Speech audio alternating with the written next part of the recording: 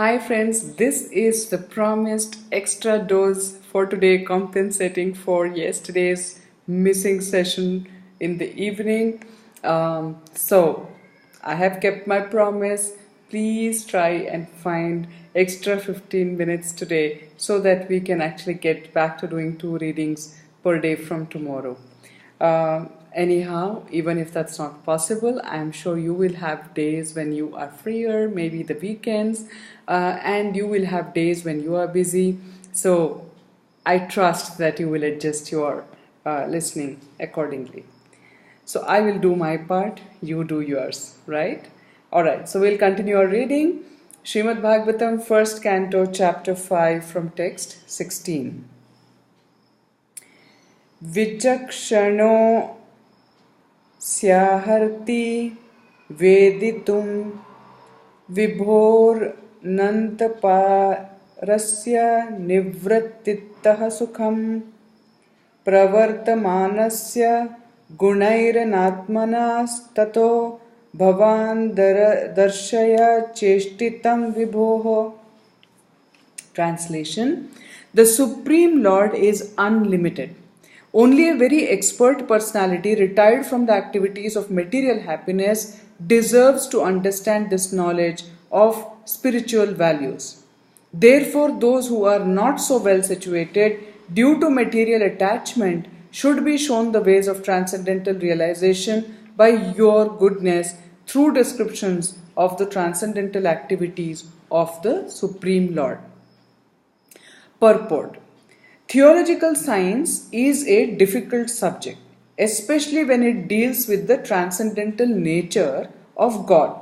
It is not a subject matter to be understood by persons who are too much attached to material activities.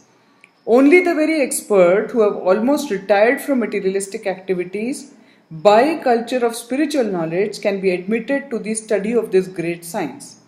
In the Bhagavad Gita, it is clearly stated that out of many hundreds and thousands of men, only one person deserves to enter into transcendental realization. And out of many thousands of such transcendentally realized persons, only a few can understand the theological science specifically dealing with God as a person. Sri Vyasadeva is therefore advised by Narada to describe the science of God directly by relating his transcendental activities. Vyasadeva is himself a personality expert in this science and he is unattached to material enjoyment. Therefore, he is the right person to describe it, and Shukadeva Goswami, the son of Vyasadeva, is the right person to receive it. Srimad Bhagavatam is the topmost theological science and therefore it can react on the layman as medicinal doses. Because it contains the transcendental activities of the Lord, there is no difference between the Lord and the literature. The literature is the factual literary incarnation of the Lord. So the layman can hear the narration of the activities of the Lord. Thereby they are able to associate with the Lord and thus gradually become purified from material diseases. The expert devotees also can discover noble ways and means to convert the non-devotees in terms of particular time and circumstance. Devotional service is dynamic activity and the expert devotees can find out competent means to inject it into the dull brains of the materialistic population. Such transcendental activities of the devotees for the service of the Lord can bring a new order of life to the foolish society of materialistic men. Lord Sri Chaitanya Mahaprabhu and his subsequent followers exhibited expert dexterity in this connection. By following the same method, one can bring the materialistic men of this age of quarrel into order for peaceful life and transcendental realization. Text 17. Tyaktva swadharmam charanambujam hare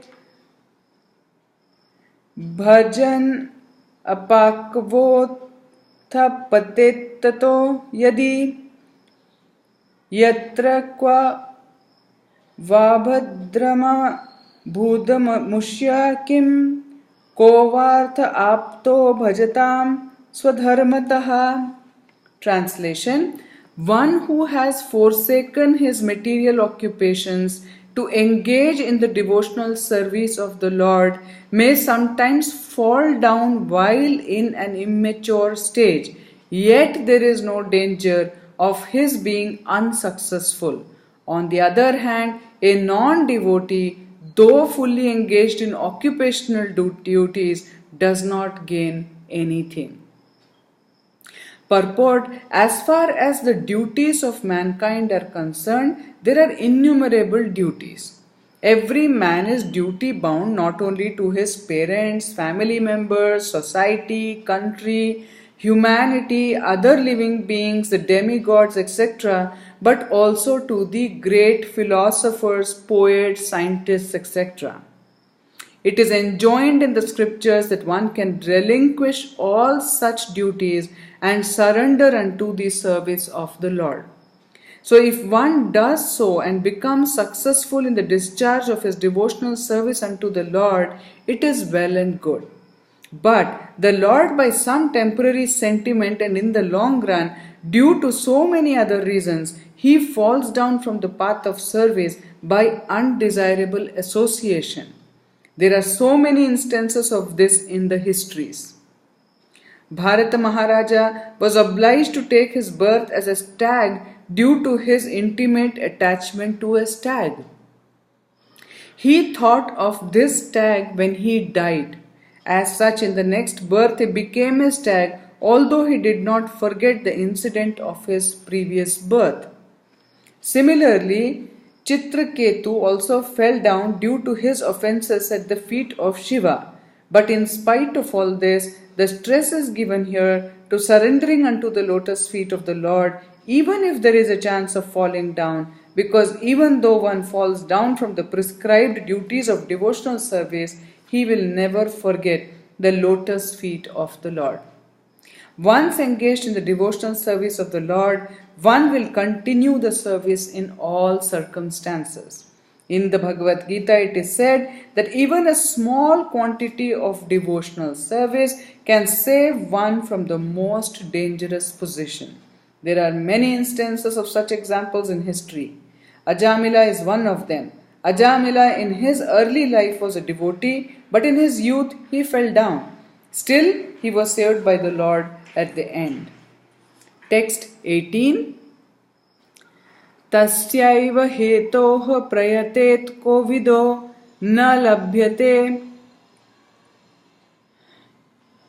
yad brahmata muparyadhaha tallabhyate dukha vadanyatah sukham kalen sarvatra gabhiraram hasa. Translation: persons who are actually intelligent and philosophically inclined should endeavor only for that purposeful end which is not obtainable even by wandering from the topmost planet, that is Brahmaloka, down to the lowest planet, that is Patala.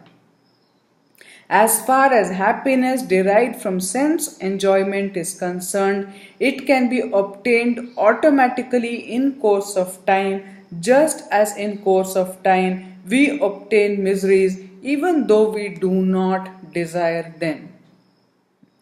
Purport: every man everywhere is trying to obtain the greatest amount of sense enjoyment by various endeavors.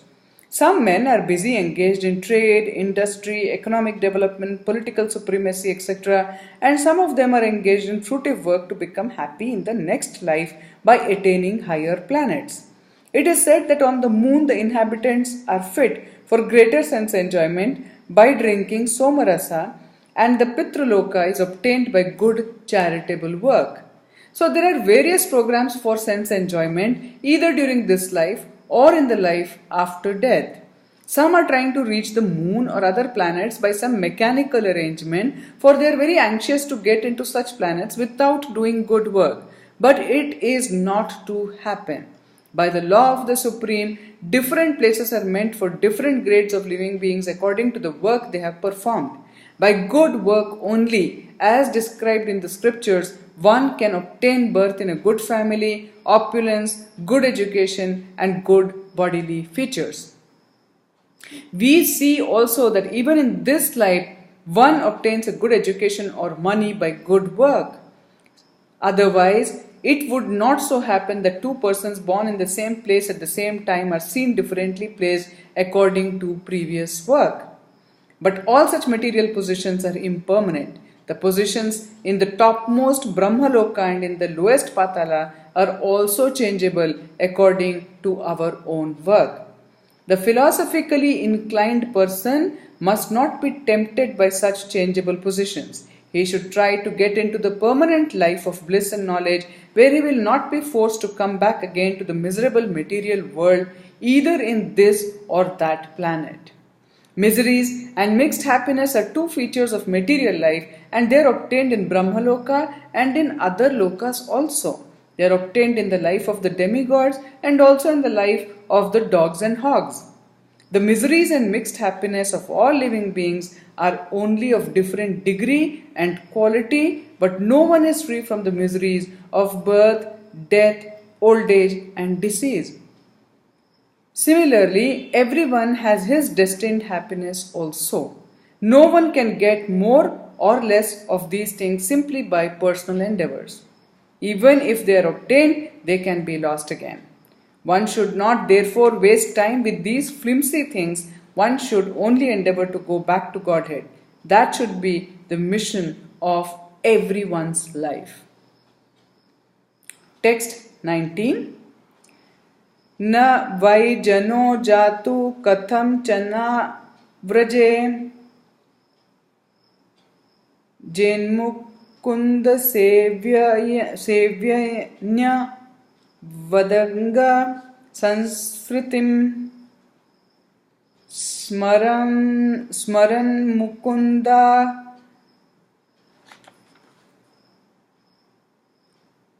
मुकुन्दाघ्रि उपगुहनं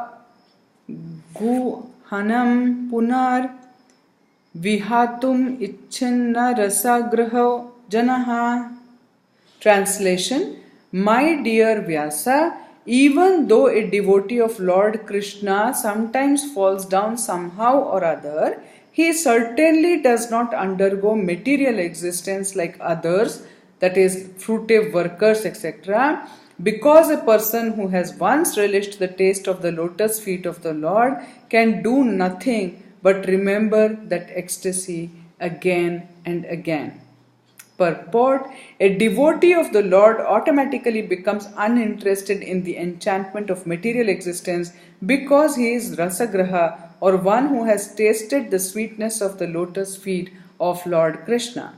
There are certainly many instances where devotees of the Lord have fallen down due to uncongenial association, just like fruitive workers who are always prone to degradation. But even though he falls down, a devotee is never to be considered the same as a fallen karmi.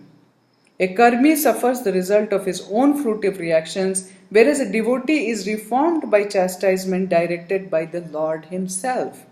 The sufferings of an orphan and the sufferings of a beloved child of a king are not one and the same. An orphan is really poor because he has no one to take care of him, but a beloved son of a rich man, although he appears to be on the same level as the orphan, is always under the vigilance of his capable father. A devotee of the Lord, due to wrong association, sometimes imitates the fruitive workers. The fruitive workers want to lord it over the material world. Similarly, a neophyte devotee foolishly thinks of accumulating some material power in exchange for devotional service. Such foolish devotees are sometimes put into difficulty by the Lord himself. As a special favor, he may remove all material paraphernalia. By such action, the bewildered devotee is forsaken by all friends and relatives, and so he comes to his senses again by the mercy of the Lord and is set right to execute his devotional service. In the Bhagavad Gita, it is also said that such fallen devotees are given a chance to take birth in a family of highly qualified brahmanas or in a rich mercantile family. A devotee is in such a position is not as fortunate as one who is chastised by the Lord and put into a position seemingly of helplessness. The devotee who becomes helpless by the will of the Lord is more fortunate than those who are born in good families. The fallen devotees born in a good family may forget the lotus feet of the Lord because they are less fortunate, but the devotee who is put into a forlorn condition is more fortunate because he swiftly returns to the lotus feet of the Lord, thinking himself helpless all around. Pure devotional service is so spiritually relishable that a devotee becomes automatically uninterested in material enjoyment. That is the sign of perfection in progressive devotional service. A pure devotee continuously remembers the lotus feet of Lord Shri Krishna and does not forget him even for a moment, not even in exchange for all the opulence of the three worlds. Wow. I wish to read this part actually every day to just remind myself what is most important and to kind of bring myself back to doing what needs to be done and not get, distracted with so many other things and people. So, with this, we are going to end the third reading for today, and I wish you all a very, very conscious living, friends. I mean, all the best to all of you today and for all the times to come. Bye bye, and I'll see you again tomorrow morning.